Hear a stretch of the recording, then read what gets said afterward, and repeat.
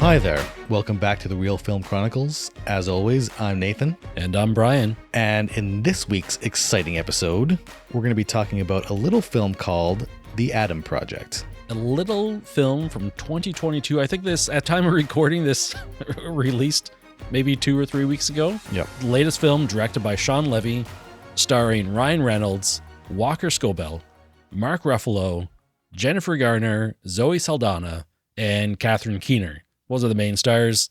A Netflix movie, exclusive to Netflix. Do you think this would have hit a theatrical release? This feels like it probably would have been a theater movie, but it's, in this long string of films that are huge and are basically stuck on the small screen. After accidentally crash landing in 2022, time-traveling fighter pilot Adam Reed teams up with his 12-year-old self on a mission to save the future. So it's basically Ryan Reynolds going back in time and partnering up with his 12-year-old self. That's Walker Scobell, who I'll just say up front here is like this dead ringer for the Ryan Reynolds impersonation. Like, he had it down perfectly. It was almost eerie seeing the two of them on screen. It was just like, this is it. I was going to say, like, at some point in our podcast, we got to give props to this kid. Yeah. Not only is he perhaps one of the least annoying child characters in movies, which is like, it's a pretty high bar to clear, because normally when there is a kid involved in a movie, they're like super annoying and super distracting. But Walker Scobell did an amazing job, not just as an actor, but also getting down Ryan Reynolds' mannerisms and his speech patterns down. So like when I was watching those scenes as a kid, it's like, this really feels like a young Ryan Reynolds. It really did. Like, just the casting, phenomenal. That kid probably has some bright future in front of him. And it was kind of interesting. Like you said, a lot of child actors can go one way or another in a film, as annoying or not. And here the movie makes it a plot point that he is kind of annoying. Like, he's not a super well-behaved child, right? And the rest of the cast, pretty well done. Lots of special effects going on in this movie. What other films has Sean Levy done? Are you a fan of this director? Like the Night at the Museum films? Apparently there are 3 of them. I haven't seen any of them in their entirety yet. What else has he done? I don't know. Let's take a look here. He's done Free Guy, which was probably last fall or last summer's Ryan Reynolds Netflix movie. I still haven't seen that one yet. Did this guy sign a Netflix like multi-film deal here? Because he, not that Sean Levy did Red Notice, but there's a lot of Netflix Ryan Reynolds movies coming out. Real Steel. Oh, he did Real Steel? From quite a few years ago, I really enjoyed Real Steel. I thought it was going to be this generic actioner, but it was actually like by the end, I was just like, this is a really heartwarming story about this father and son kind of reconnecting over this. Right. It was like, I was surprised at the heart in that movie. And it looks like Sean Levy's done a bunch of other comedies. The internship, Cheaper by the Dozen, Date Night, the Pink Panther with Steve Martin. I really haven't seen very many of these films, but he is just signed on to do Deadpool 3. He's directing Reynolds in the next Deadpool entry. Just looking at that.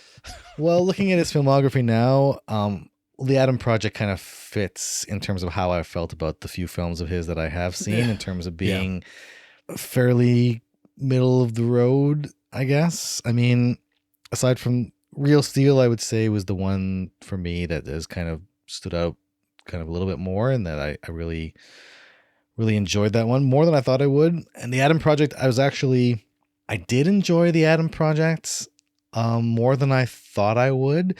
I'm going in maybe with some tempered expectations in terms of Netflix original films, or really any kind of streaming service original films.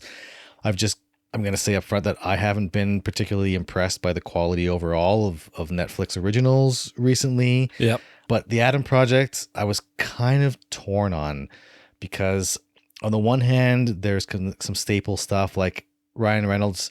I won't say playing himself. I will say playing that same kind of Ryan Reynolds character, because I don't want to get confused between the actor and the character, which I think people conflate a little bit. But I think Ryan Reynolds is definitely, especially for his Netflix stuff. I watched most of Red Notice. Yeah. You didn't make it all the way through that I film? didn't quite make it all the way through. Oh my goodness. And I haven't watched. I mean, that's a double whammy right there, because not only have Ryan Reynolds, and people say that, Ryan Reynolds and The Rock play themselves, but they're not necessarily playing themselves. but They're playing that same the Ryan Reynolds in movies, The Rock in movies. It's like they have a very specific like kind of role that they can do well, and it's very successful for them. And Red Notice is like, boom, that's the movie right there. And the Adam Project, Ryan Reynolds was unfortunately, for the most part, he was doing his regular Ryan Reynolds shtick. There were a couple scenes where he was actually allowed to actually act. Well, right. I mean, I like that you say allowed, because you really do feel like the other point I want to make here is that years ago when Netflix got started, it's like we were kind of applauding how they apply like an algorithm. It's like, take this actor, this kind of plot, this story, and put them together and people like it, right? And now they're still doing the same thing. And I mean, Red Notice is this perfect example where people like The Rock. They love Ryan Reynolds. Gal Gadot is really hot right now. Yep. This movie should work. And it's just, they're soulless. And Free Guy was also the same thing. People love Ryan Reynolds, and he's really like, he's the star right now. All these people are massive stars. Like, I think Ryan Reynolds is probably one of the biggest actors in Hollywood right now, like making the biggest films. It's probably, I mean, that seems fair to say. And the Adam Project doesn't really get away from that very much, but I know what you mean. There's a couple of good touching moments in this movie where it shines through. And I think it gets elevated past that generic algorithm based film. Well, because some of the action scenes were kind of generic, but other times it felt like, oh, like we're so close to getting like really kinetic, kind of meaningful, like weighty action scenes. And then, but even like from the emotional side of things, like, oh yeah, when, I don't know, we talk about spoilers, I guess. Yeah, spoilers. There's going to be spoilers aplenty here, but when Ryan Reynolds goes back in time and he has a meeting with his mom, and that's a pretty kind of a touching scene there, and you get a sense of like, oh yeah, Ryan Reynolds is an actual actor who can play different roles other than the quippy kind of smartass character that he usually plays, and he played for the majority of this film. And then there's scenes where they go back in time and meet their dad, who is Mark Ruffalo. And then there's a couple scenes between himself and his younger self, and himself and his dad, like at the end when they go for like full Field of Dreams, and his dad's telling him how much he loves him and he's proud of him and encouraging him, and then they go outside and literally have a game of catch a la Field of Dreams. That's like, but it's like there's like these moments where there's like, oh yeah, like there's heart to this story, but that unfortunately is like it gets a little bit lost and muddled. Was like, oh, we need to have a big action scene, or like this, like we can't let these characters breathe for too long, or people might start to see the kind of plot holes and see how. What I did like, I appreciated that the plot was like very straightforward. I think somebody online, I was reading in some thread somewhere, is like, if this had come out when we were kids in the 90s, like this might have been in like our top 10 movies. Oh yeah, easily. Nostalgia wise, it's like it had that very kind of 90s-esque. It's like very straightforward plot, and this is not a knock against it. This is actually, I think for me, a plus. It's like didn't get to be, for a time travel movie, not too crazy convoluted comparatively speaking. It's like, no, we have this is the mission, these are the stakes, these are the good guys, these are the bad guys, A, B, C, D has to do X, Y, Z. Is like, let's go do these three things and do these three things, stop the bad guys, save the world, and do that. So like, but for my part, it's like they were so close. Again, I think you and I were talking recently about Gemini Man, but how it was so close to being great. And I had the same kind of feeling with the Adam Project, not the exact same feeling, but I felt like they were so close from being just okay to being like, this could have been like a really showcase piece that I would go back to again and again and again. But it was just like, I was just kind of fell a little bit flat in parts. So it kind of came down that kind of, for me, Adam Project ended up being kind of middle of the road, a little bit mediocre. And it's like, the frustrating thing was like, there were these hints like could have been really great and something really special, and they just kind of, it felt like that kind of, like you were saying, like just that kind of that corporate polishing is like, no, let's stick to the formula instead of trying to go outside that a little bit too far. Yeah, well, it's interesting because talking about Gemini Man, which I felt like was probably had more control for Ang Lee to put his spin in there, and the lows of that movie were pretty low. And something like this, which feels more, corporate, it feels like the formula and the algorithm and taking over. The lows basically have a floor to them, right? Yeah, And the trade-off is that the highs also have a ceiling on them. Well, exactly. And so and that's basically it right there. It's just like the movie can operate really well. And after you finish watching it, you're like, oh, but nothing overly offensive didn't happen. Like nothing really got to me, but nothing really excited me either. Like later on, 6 months from now, am I going to remember this movie? Probably not going to think about this film again until a sequel comes out, right? And I'll think back fondly. Yeah, it's inevitable. I'll think back fondly to the first movie and be like, oh, that wasn't too bad. And it really wasn't too bad, right? There's just like nothing really like stands out that I can really knock against it. It's just, it is that thing. And to go back to another point you made where the characters don't have room to breathe. It's like there's action scene quota in these films. Yeah. And I think none better when he meets up with Zoe and they have their little reunion. They get out to the cabin by the lake, and it maybe like 7 minutes go by where the characters can talk before the action is just full on again, right? It's just like the plot is moving forward. The bad guys find them and bam, things are happening really quickly. Yeah, and it felt like, especially the climax at the end of the film, it just felt like one of those situations where there's like trying to go bigger, but bigger doesn't necessarily mean better. It would have been like, yeah, have the giant, like the big reactor core and like magnetic effects. It's like doing magnetic effects seems to be almost as complex as doing time travel, because nobody seems to understand really how magnets work for some reason. Yeah. Or it's like, it's really hard to envision. It's like, if we turn on this giant magnet in the middle of the room, like, and just like running through the database, like what is everything in the room made of metal? And like, how would that react with that magnet? And it seems to be really complex for movie makers, or they just like, at some point, it's just like the special effects team comes back and it's like, you know what? Like if you actually want this to happen, like your entire movie is going to collapse. And the director's just like, whatever, just make half the stuff magnetic. Well, I don't know. That scene right there. Yeah. That scene. I mean, obviously everything around them is made of metal, and I can understand some metals are not magnetic in the way that other ones would be. The issue I have in this particular scene is not that, the buttons on like their jeans aren't ripping off or anything. It's they do at one point on the one jacket. Do they? Yeah. All right. Fair enough. But it wasn't consistent. It wasn't consistent. What really got me is that the plot point of the older villain killing the younger version of herself with a bullet is like, the bullet is in the chamber of the gun and it's not magnetized. But when she shoots it, when the bullet is now outside of the gun, it becomes magnetized to the degree where it, like, these bullets move fast, right? I'm no physicist here. It does it turns like a 90 degree. Yeah. And it's just like, it's so telegraphed, and it's like, oh, that's really unfortunate. But should that stuff bother me? I mean, to be fair, this movie moves along at a pretty good clip. It's 106 minutes long. It's not. Yeah. And I'm surprised that it's not 2.5 hours. Okay. Well, that's one of the things, like, I think this movie could have benefited from being a little bit longer. Yeah. Just to be able to maybe, have those emotional moments of when it really shined, when Adam was, AKA, Ryan Reynolds was, reunited with his wife, played by Zoe Saldana. I can't remember the character's name offhand. But like they had like, that's okay, their reunion, like there was this whole thing where she went back in time and she was stuck there for 4 years before she showed up to help him. And it's like, there was very little discussion about that. And then even when they went back in time to find Ryan Reynolds' dad, she was actually in that time.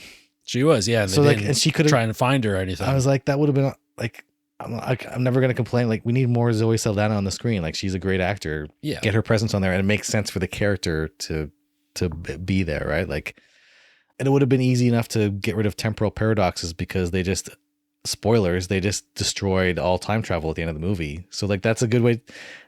Temporal paradoxes no longer exist because time travel just never happened to begin with, I guess. Yeah. Did you like the way they handled to sort of explain time travel? Like, it might be worth talking about time travel rules in this film, and kind of they leave it a bit ambiguous where they're very clear And this is like a jab at modern movies where it's like, okay, there's no alternate timelines. There's no multiple universes that get created. We have one timeline. You go back and change something. It changes the future. And I think it was when they come back, like when Adam goes back into the future, he's going to sort of partially remember the events from the past, like different things. It's like a subconscious kind of remembrance of alternate timelines. Yeah, they leave it kind of murky to the movie's benefit. They do, like you said, poke fun at the multiple universes kind of thing, multiple timelines. But in order for the movie to make sense, there kind of has to be multiple timelines. They kind of do some hand wavy stuff, which is fine. The time travel is fairly straightforward. They're in fighter jets, which have been modified with a time travel. Essentially, it's like a portal gun. Yeah. A la Rick and Morty. It's except for like put your whole ship into it.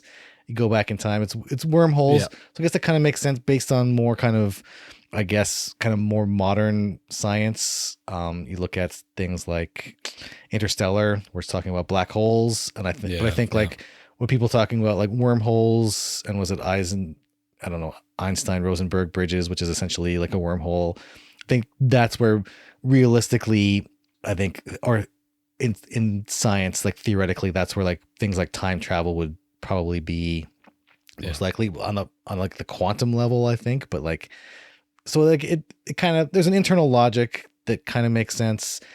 They kind of hand wave away why older Ryan Reynolds doesn't remember talking to his to his older self. It's like, oh, you only remember when you go back into that timeline, because like you kind of, I guess each of us in each instant is kind of locked into that moment. So when you're pulled out, you're almost like outside of space, the space-time continuum. And then you go back in and it's like all of a sudden those memories will kind of overwrite what you had, but there'll still be shadows or echoes of the original timeline.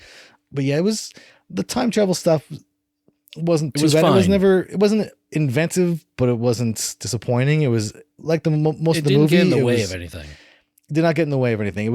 It was used how time travel should be used, which is just to set up the plot of the movie, right? Because really the core of the movie, like there's other themes going on that are more important to focus on. Like basically Adam's relationship with his father and his mother, right? Like there's a lot of stuff. And I mean, going back to that bar scene where older Adam gets to talk to his mother, played by Jennifer Garner. It was like the writing in that seemed to be like really on point. It's like, is this out of some like therapy handbook or something? It seemed really well done. What offended me was that Jennifer Garner disappears from the movie after that. Like she's just gone. She walks out into the street, super confused, be like, who did I just talk to? And she shows up at the very, very end of the movie when everybody is sent back to their times, and the younger Adam gets to be a little nicer to his mom, and she's like, oh, that's nice. So I'm really, really, really glad they didn't do some kind of cheap joke about the mother coming on to her son. Yes. Because I thought for a moment, I was just like, oh my God, are they going to do this? Are they going to pull like a less subtle the Back to the Future kind of thing? It's like, don't with do his it, mom don't hitting do it. on him. Yeah. No. So I was like, thank God they didn't do that. And that they definitely knew their limits. They were very aware of the other movies. I mean, there were Back to the Future references throughout the movie as well, right? Or at least one of them that I picked up on. Yeah. And I don't know whether there were multiple writers, because I think like you're saying, there's a couple scenes in this, like it felt like more polished and more kind of more insightful than some of the others. Yeah, I'm just looking at Letterboxd right now, and it says there's 4 writers on the movie. So maybe that shows a little bit in terms of kind of, maybe that's why the movie almost felt kind of stitched together in a way where like the action scenes seemed a little bit more separate from like the emotional stuff, where it's like in terms of like, dealing with, the relationship between, people and their parents, just going back. And one of the themes was, like that kind of self-reflection about, years later. I think Ryan Reynolds in the scene with his younger self talks about is like, there's, for the next 30 years, you regret how you treated your mom, because he was like making fun of her boyfriends and like being in general difficult to be around, and he was a real jerk. Yeah, and he's like, you're gonna regret this for the next like every day of your life, how terrible you were to your mom, and just like that whole kind of, I think we've all done that thought experiment about like what would you do if you either were your consciousness was sent back into your younger body, or if you were able to talk to your younger self. And it's always interesting in movies when you can explore, and I think that's another similarity with Gemini Man, actually, where you talk kind of talking to your younger self and seeing that perspective and like, and those questions of identity and like how your identity, you're the same person, it's the same stream of consciousness, but like step by step by step, every day, the choices you make and the things that happen to you, you slowly change. So you're the same person that you were yesterday, but you're also not, you're also a slightly different person until like 30 years later. And it's like, even though you're on the same continuum of the same stream of consciousness, like you can be two like very different people over the course of time. And that's a fascinating idea to explore. I think to the movie's benefit, that's one of the things that like really keeps audiences engaged is this kind of philosophical question of identity, right? Well, I really like the juxtaposition there between the older Adam basically talking to his younger self. It's just like, yeah, you got to treat your mother better. You're going to regret all this stuff as you described. And then having kind of the opposite take place for the father.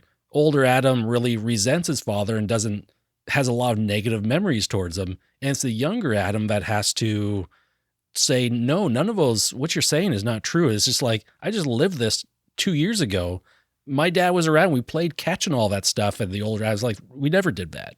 And it was, I kind of like that take on memory where you can suppress positive memories in order to create a narrative that fits your current feelings.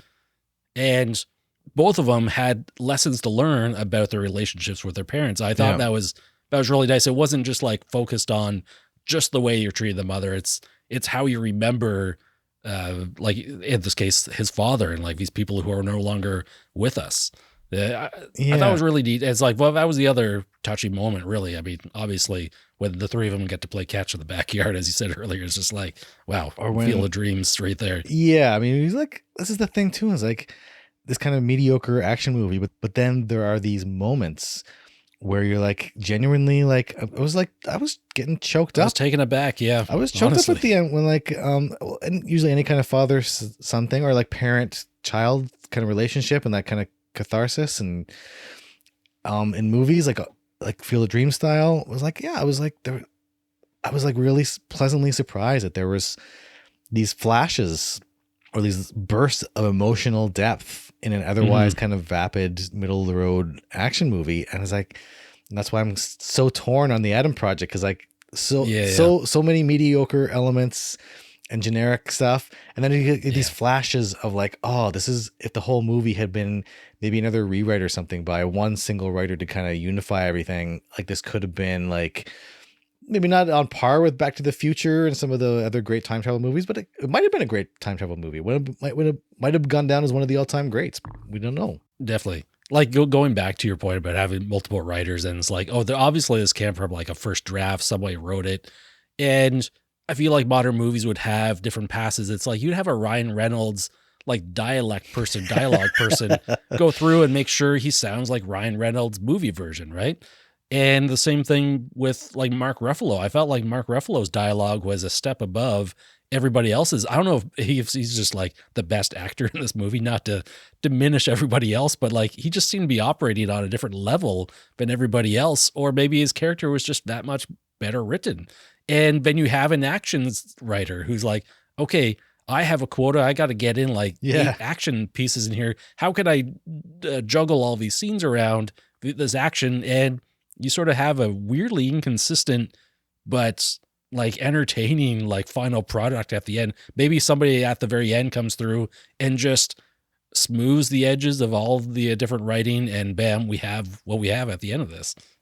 Yeah. And it's like, this is us just like, we're just speculating based on having zero knowledge of like A, Hollywood writing, and B, what actually went down in this movie. We're just going by kind of the evidence at hand. It's just, there's so many other movies where it's like, oh, the writing feels bad, like the dialogue feels bad across the board. But here it's just like that bar scene is on a whole other level than other scenes going on here. And the jokes, right? It's just like, maybe that writer wasn't as great with jokes and he brings someone else in to take up. I mean, that's the beauty of collaboration, is that you get to rely on each other's strengths. And something like this, I mean, we'll call this an algorithm movie. It comes together into a sort of a weird mishmash, but this one seemed to excel a little above the other ones. Yeah. So how did you feel? So we have Catherine Keener as the main How do villain you feel? in this movie, right? And I think her Yes. character's name is Maya Sorian. And can you Sorian. remind me like what the motivation? I don't even remember why Ryan Reynolds was going back. He was going back in time Okay, so to basically get his girlfriend who went back, right? so what to happened 2018. was, so Sorian, which is again is like, it's an on the nose villain name, but it sounds villainous. It was great. Yeah. It was fantastic. It's a good name. I don't know the whole thing they talk about like not having timelines or like essentially this one timeline that keeps being overwritten. But essentially in the first timeline A, she and Ryan Reynolds' dad, Mark Ruffalo, Bruce Banner they invent time travel accidentally. But she doesn't get rich and famous off of it. I don't know. They don't really explain what happens, but at some point she uses that technology, goes back to her younger self, and essentially does the plot of Back to the Future 2. She gives her like, invest in the Biff. Yeah, does plot. the Biff things like invest in these stocks, invest in Google and Apple and whatever else. Yeah. It's like so in the future then she ends up being she builds an empire. She's super rich and powerful. She controls time travel. There's some mention made, again, I wish they would have shown some of this, but apparently the future is pretty bad. There's some kind of dystopic future. Yeah, they really don't show anything in the future. Where this one corporation, the Saurian Corporation, she has all this power. Essentially, you have power of time travel, so you control everything. But then what happens is Zoe Saldana, her character, discovers that there was an unregistered trip back to, I think it was 2018. Yeah. And so she goes to investigate, and that's the hidden trip is Saurian going back in time, violating their own rules of time travel.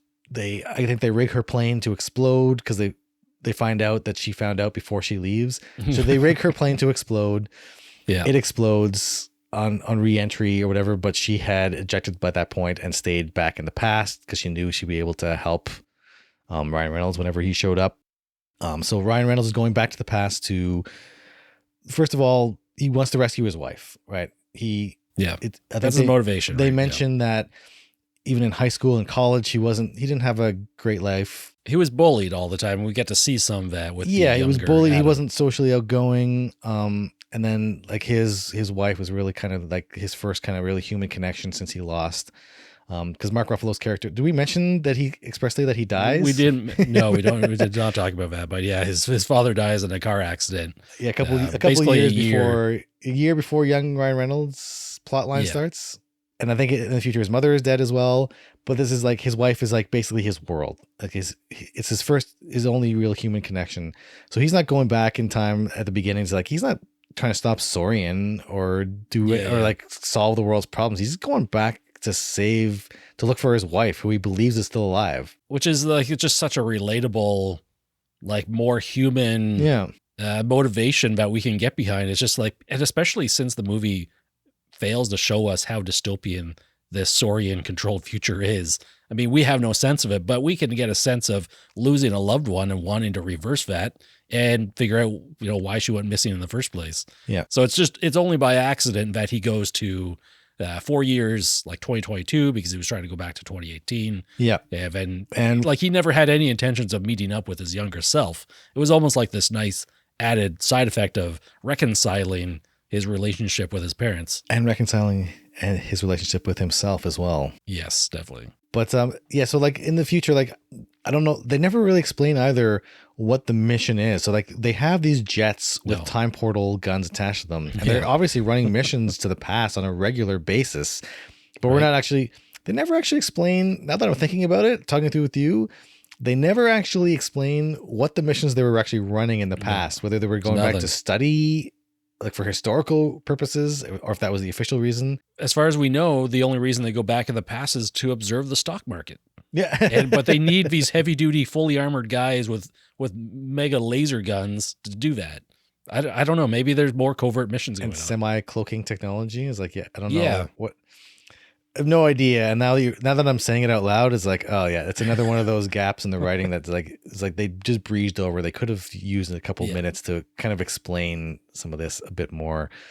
So one of the things I wanted to talk about was the special effects of the movie, of course. I mean, it is a Hollywood blockbuster, a budget of around $116 million.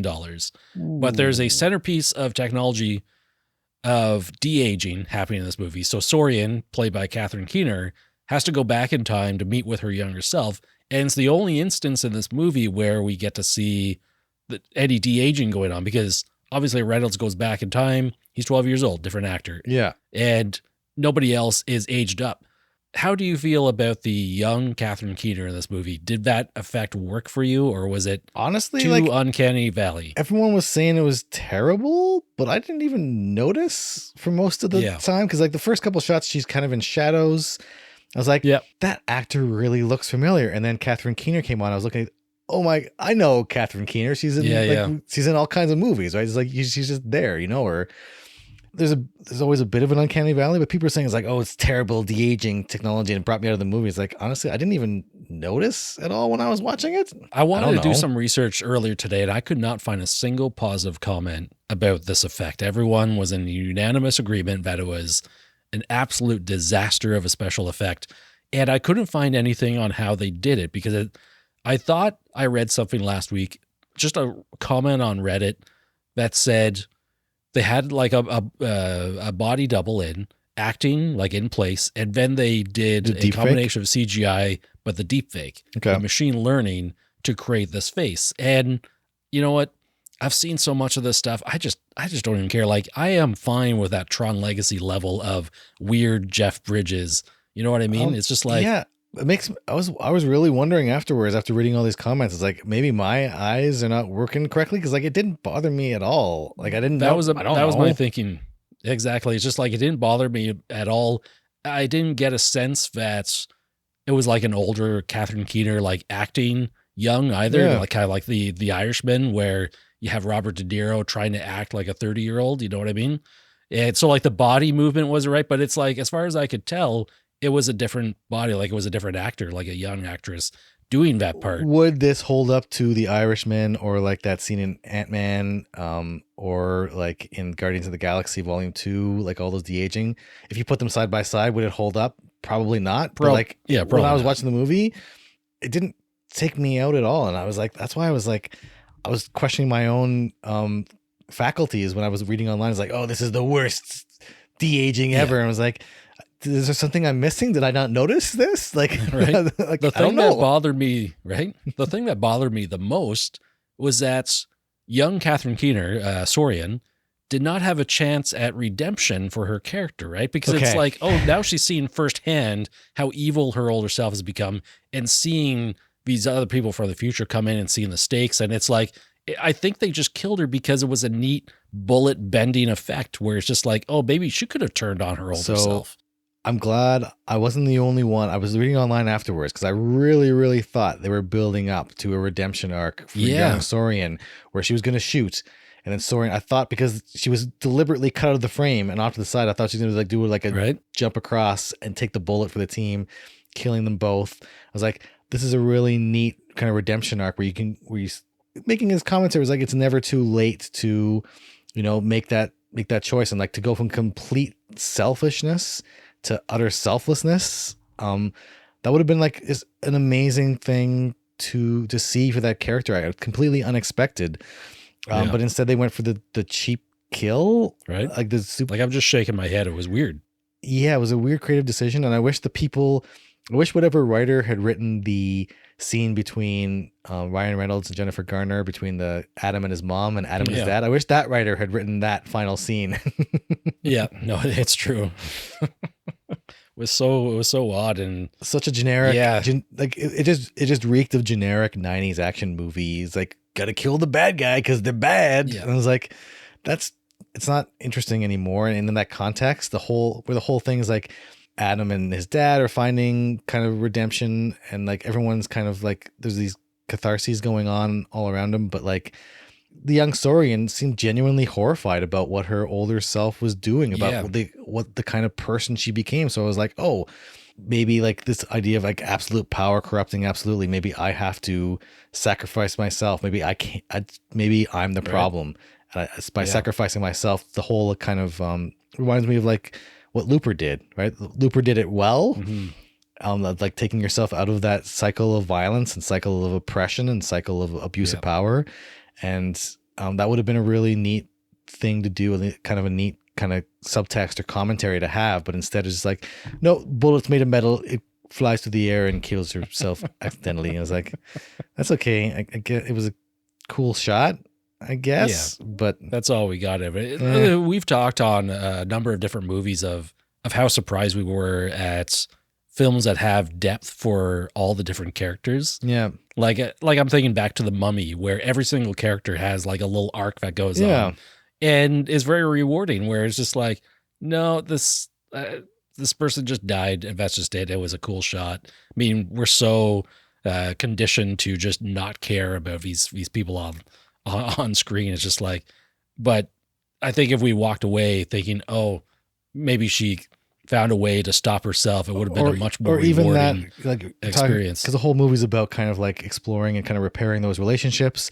You know, if he was giving his speech at the end, because like the bad guy has them pinned down with the gun, like Sorian's aiming the gun at them, and then like Mark Ruffalo was trying to talk her down, is like, no, like you can't do this. It's wrong. It's evil. The time travel thing. It's just like, it's just going to lead to more problems.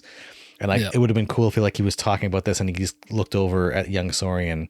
So he's like talking kind of to her, and it's like, all of a sudden it's like, oh yeah, they made those reparations, but like their relationship is kind of like, you know, at the very end, she was able to see is like, oh, Mark Ruffalo was right. Time travel is dangerous. We can't allow it to exist. And so it's like, it's like a little look over to the younger Sorian, and it's like, okay, he wasn't using violence. He was using, you know, he was staying calm and relating to her as a human being and using reason and logic and compassion. And like, and that's what won the day. Right. And that would have been a lot better than what we got. Without a doubt. Are there any other things, elements of the movie that worked or maybe didn't work that's kind of stood out to you? I mean, in terms of special effects, I mean, those jets looked pretty awesome and pretty like, they were like nice, photorealistic. Like it was pretty cool. In those, I like that they didn't put the movie, like those events so far into the future that like the fighter jet still looks kind of like our modern fighter jets. Yeah, you can kind of see. I think it's easy to lose sight of that in some sci-fi movies. Yeah, it's like looking at a saber-toothed tiger and a modern large cat. It's like you can see, like you can imagine in your own mind the evolutionary chain between those two things. And the same thing is true with the technology. It's like, I think it was taking place in the future was 2050, I think. So it was just like, okay, it was like, you can, it was obviously well thought out. They gave some thought to the background. I mean, the technology or the CG related to the kind of semi-cloaked soldiers. It was really weird. Like the soldiers were made cloaked until it actually mattered. That was just like it was plot cloak or something. It was just, there were weird things. It looked like good. Ryan Reynolds, it was weird. They had like a lightsaber-esque weapon. So that item was called the Mag Sill. Mag as in like magnets? I think so. Mag and then Sill because it was a giant cylinder, right? I don't know if that was like the reasoning behind it, but they made a point of saying, oh, you have a lightsaber. It's like, no, this is not a lightsaber. It's like kind of to avoid that copyright infringement. But it was effectively a lightsaber at the end of the day for them. Yeah. It acted the same way. I think they briefly explained why people were turning to dust when they got killed instead of was that them being sent back in time or being erased from the timeline? I wasn't entirely sure. Like one of those is far more horrific than the other. But I was like, I understand why they did it. It's like it's a PG-13 movie, so it's like, oh, we can show death without actually showing death. It's like they just disappear into like stardust.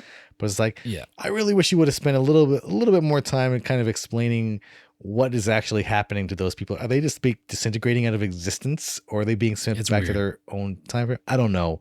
It's one of those things I noticed too, where every single one of the thugs is like full body armor, including the mask, which is kind of effective for allowing stunt performers to do their stunts. And I think there was some legit stunt work in this movie, but there's only like one thug, like the leader of them all, who gets any dialogue or any actual face time in the movie. Yeah. But it would have been neat to like focus on him because I assume he dies and gets, blown into stardust. It would have been interesting to know is like, what's the stakes of that? It's like, well, it would have been reassuring if he just went back to his normal time, but no, I think he's just erased. That thug there, the key thug, is like, there was a whole backstory. It was like, as Ryan Reynolds was stealing that time jet to go back in time, he had a shootout with this guy and like burned his face, and he was the one who shot Ryan Reynolds. It's like, that would have been nice to see that so that we understood the relationship between these two people instead of just like explaining it to us awkwardly in the middle of a battle.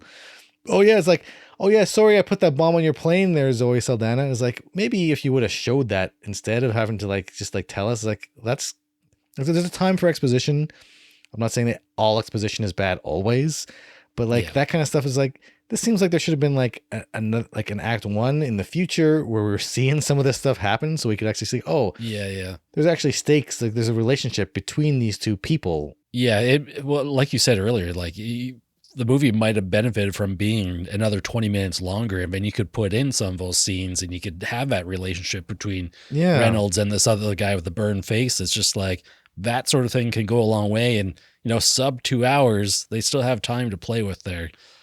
But yeah, any other items here before we talk about our ratings for the film? No, I think we've pretty much covered kind of everything.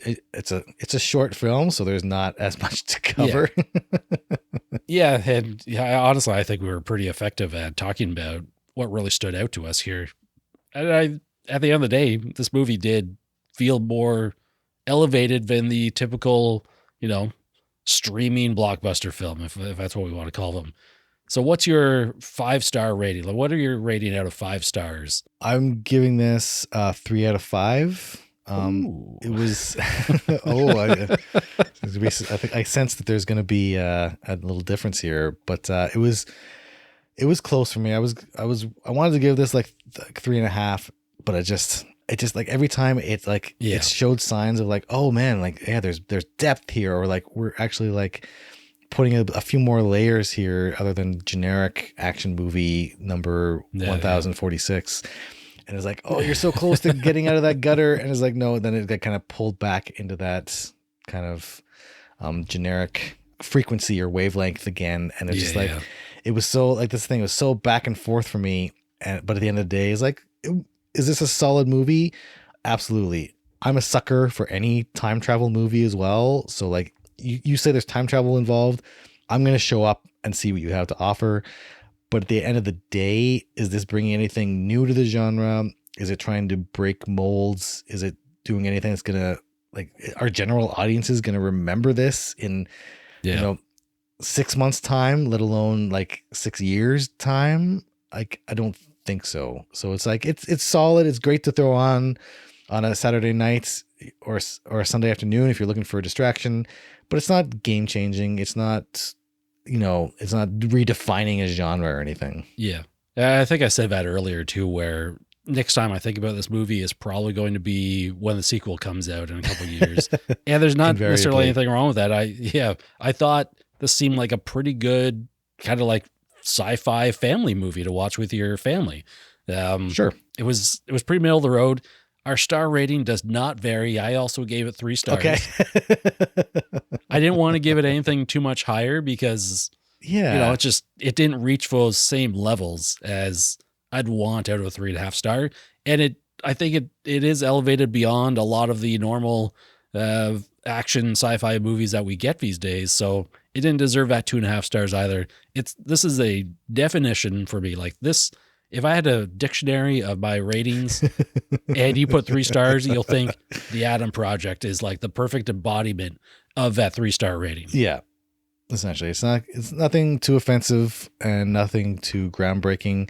It's a perfectly fine movie. Yeah. In fact, I felt kind of like my privacy was being invaded here because it's like, am I the actual like specific target demographic of this movie? Because there's a lot of 80s and 90s references in there. Yeah. And there's a lot of comic book movies and sci-fi references. I mean, they mentioned the actual lightsaber. They mentioned superhero landings, just a la Deadpool and some other comic book stuff going on. They had that shirt. The student in Mark Ruffalo's class was wearing the shirt with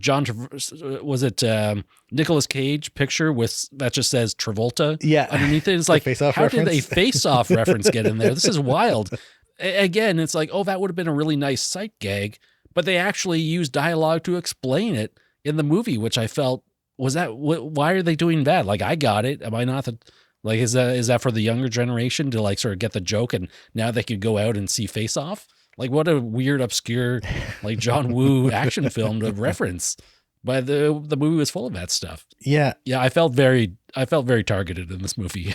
Yeah, pretty much. Also, in terms of, I think we have to point this out, but like in terms of like the saturation of superhero movies.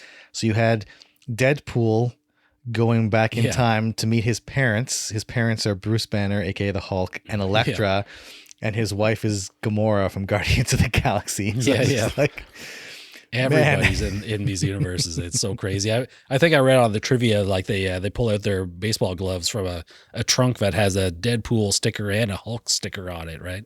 Yeah, I saw that as well. Listen, I'm happy for Ryan Reynolds and that he's got his art down to a science, and then he's got this character that he plays, and he can pretty much, from what I can tell, do it in his sleep. Yeah. He's got the comedic timing down. He can pull those quips out of wherever one pulls quips at a moment's notice. But I would really, really like to see him do at least for every 2 or 3 Free Guys, at least do like a Buried. Yeah. Well, he used to do those interesting things, and it seems like Deadpool was a turning point into the big blockbuster style. Yeah, and it's a real shame because Ryan Reynolds, he has so much more range than that he showed us before. There was one movie from a couple of years ago where he played a serial killer where he would have conversations with his cat. I can't remember. What? Yeah, it's just like these bizarre kind of indie films that he just doesn't do anymore. And it's a real shame because he has this range. He has the acting chops. And I don't know if it's like one of these Adam Sandler situations where he's just like, I can go and make a movie with a bunch of my friends, not have to, worry about like researching what it's like to be a doctor in Victorian England and like get into character or something. It's like, I can just go pull out my, stock Ryan Reynolds character number 43 and just have a blast and get paid and then, go and do whatever. But I really, really hope that he takes some time and does like the Robert Pattinson model a little bit more, where he does the big budget blockbusters, but then goes and does some like smaller, more intimate films or some indie films or something with a little bit more substance. It just feels like we're being deprived a little bit of potentially some great performances out there. Yeah, no, that's pretty fair. And then we'll have to keep an eye on this Reynolds imitator, Walker Scobell in the future. I imagine there's a bright future there. Everyone else, I mean, it was great to see Jennifer Garner on screen. I don't feel like I've seen her in very many things. Yeah, not recently, eh? Yeah. Catherine Keener's always great whenever she shows up. I'm just thinking of Get Out from a few years ago. Oh, yeah. And Zoe Saldana, I mean, is fantastic. There was even a Star Trek reference like to her character in Star Trek because when they meet up in the future, I think he asked her, like, oh, like, what are you majoring in? And she's like, oh, some kind of linguistics. And it's like, Uhura from Star Trek. I didn't even pick up on that. That's awesome. Yeah. So there's so many little references in this movie, which is kind of fun to pick up on or discover afterwards. But that's why I forgot. 6 Underground. I'm just looking at Ryan Reynolds' filmography. Another kind of, I think was that actually Michael Bay, but he was just like generic action movie. Yeah. Detective Pikachu. What else was there? Obviously, Red Notice, The Proposal. He did some romantic comedies. He's showing up in the Fast and Furious franchise now in that Hobbs and Shaw film. Right. He was in the movie Life, which was kind of a sci-fi alien horror-esque film. Here it is. The Voices. Which was decent. The Voices is what I was thinking. The Voices. That's from 2014 though, so that was quite a while ago. Basically the same year as Deadpool. Or if you're watching this from the past, this is several years in the future. Yeah. Don't confuse me, Nathan. Or like, I don't know have you ever seen Paperman? I did watch Paperman. Yeah, that's an obscure film. Yeah, but he used to do, or Definitely Maybe, which is kind of a rom-com, but it was like, I kind of dug that one actually. It was really interesting. Fireflies in the Garden really showed off his acting chops, but that was 2008.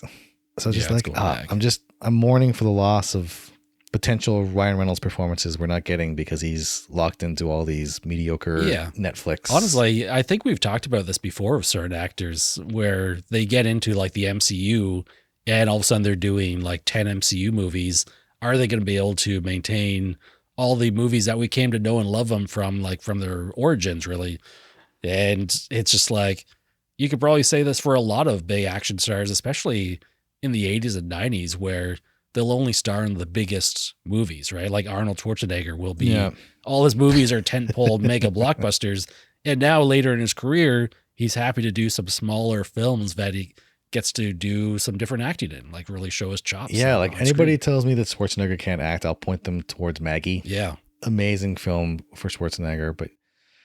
But yeah, just it's kind of a bummer, but I get it too. I get the whole reason. If you can go make a film, get paid $20 million and kind of be set for the next couple of years. Like if you or I were in that situation, it's like, yeah, if I could take a job that pays me $20 million for a year's worth of work and I'm set for the next couple of years, like, heck yeah, I'm doing that. The temptation's there. I completely understand that.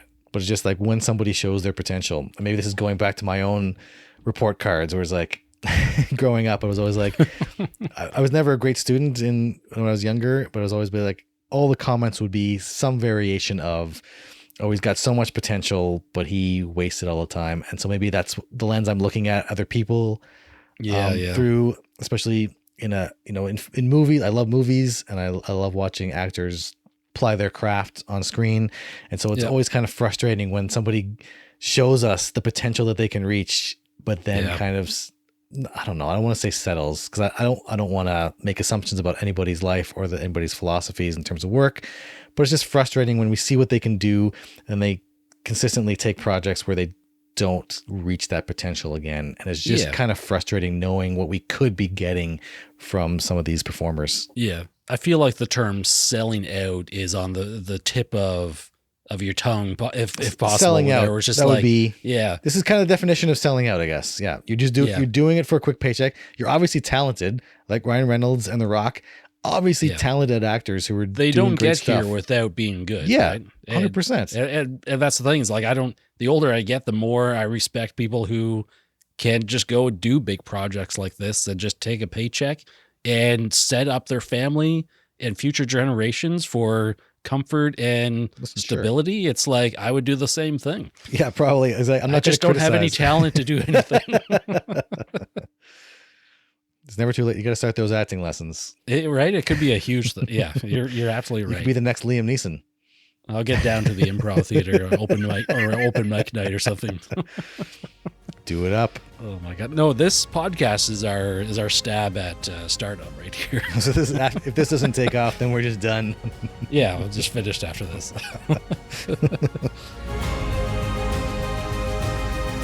That's a wrap on another episode of the Reel Film Chronicles podcast. Thank you for listening and hanging out with us today. We really appreciate your support and look forward to you joining us for the next episode. We can be found around the internet and social media, with our home base being reelfilmchronicles.com, which will have all the links you need to follow and keep in touch with us. Until next time, take care of yourself and others, and keep your film journey going.